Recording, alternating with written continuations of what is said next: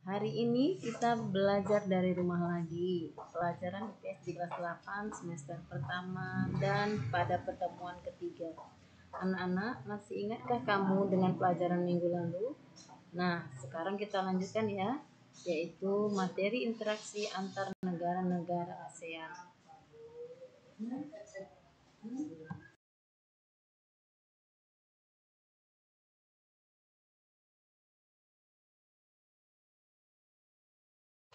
Pada materi ini, apa saja yang akan kita pelajari? Yang pertama, pengertian kerjasama antar negara ASEAN.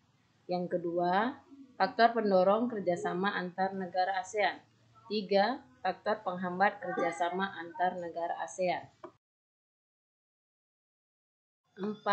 Bentuk kerjasama dan perkembangannya. 5. Pengaruh kerjasama antar ruang ASEAN. 6. Upaya meningkatkan kerjasama dalam ASEAN. 1. Pengertian faktor pendorong dan penghambat kerjasama ASEAN. Pengertian kerjasama antar negara ASEAN.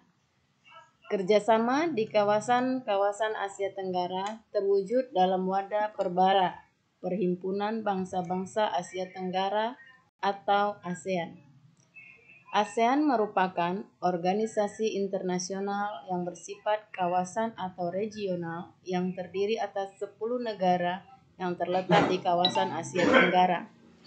Pengertian interaksi antar negara-negara ASEAN adalah kerjasama dalam menjalin hubungan antara dua negara atau lebih demi mencapai suatu kesepakatan sehingga tidak ada yang dirugikan. Faktor pendorong. 1. Persamaan dan perbedaan sumber daya alam. 2. Persamaan dan perbedaan wilayah atau kondisi geografis.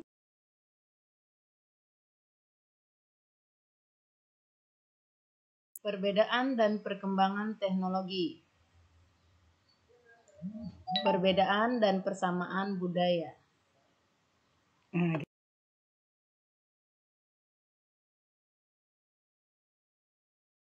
Faktor penghambat. 1. Bencana. 2. Perbedaan ideologi. 3. Konflik dan peperangan.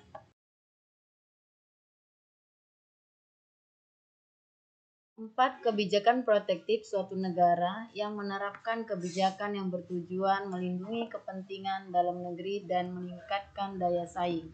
5. Perbedaan kepentingan tiap-tiap negara kerjasama dibutuhkan bagi perkembangan dan masa depan negara di dunia. 2. Bentuk-bentuk kerjasama dan perkembangannya. A. Bentuk kerjasama di bidang sosial dan budaya.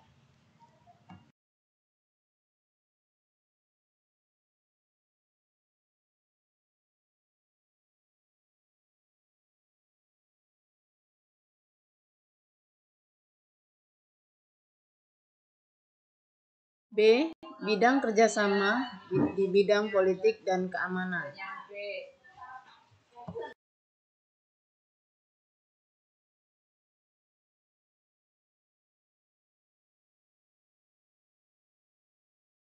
C. Bentuk kerjasama di bidang pendidikan.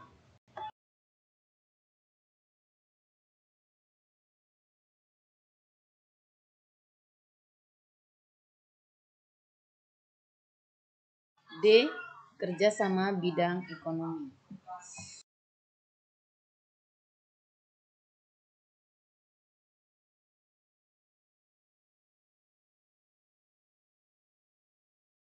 E. Kerjasama bidang penanggulangan bencana.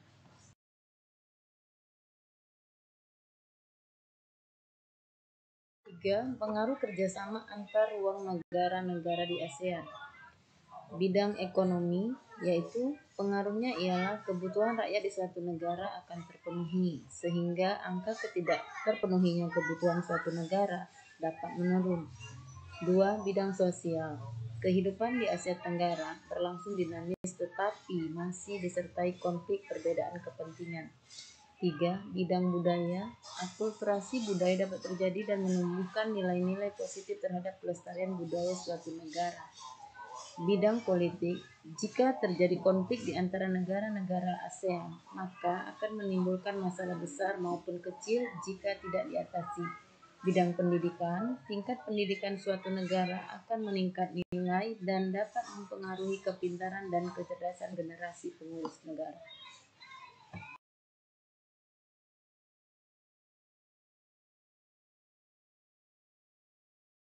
4. Upaya-upaya meningkatkan kerjasama di antara negara-negara ASEAN. Faktor pendorong upaya meningkatkan kerjasama antara lain kekompakan, konsistensi, keterbukaan, rasa memiliki, saling menghormati, dan kesetiakawanan sosial, serta dinamis dalam menjalani kerjasama. Terdapat 3 pilar ASEAN yaitu sosial budaya, meningkatkan mutu SDM dan membuka akses seluas-luasnya di bidang pendidikan. Politik dan keamanan, meningkatkan kualitas pelayanan publik. Ekonomi, diharapkan stabil terjadinya persaingan sehat dan berkelanjutan. Setelah mendengar dan melihat tayangan tersebut, kerjakan tugas berikut ini di buku tugasmu. Dari tampilan video materi mengenai kerjasama negara-negara di ASEAN, silakan kalian cari bentuk kerjasama yang dilakukan oleh negara-negara ASEAN, kemudian analisis apakah Indonesia berperan dan ikut serta dalam kerjasama tersebut. Pesan singkat untuk anak-anakku sekalian, kepada anak didik kami, selalu belajar di rumah, tetap jaga kesehatan, jaga jarak, jangan berkumpul-kumpul, selalu cuci tangan, dan tetap jaga kebersihan ya, dan tetap semangat. Terima kasih.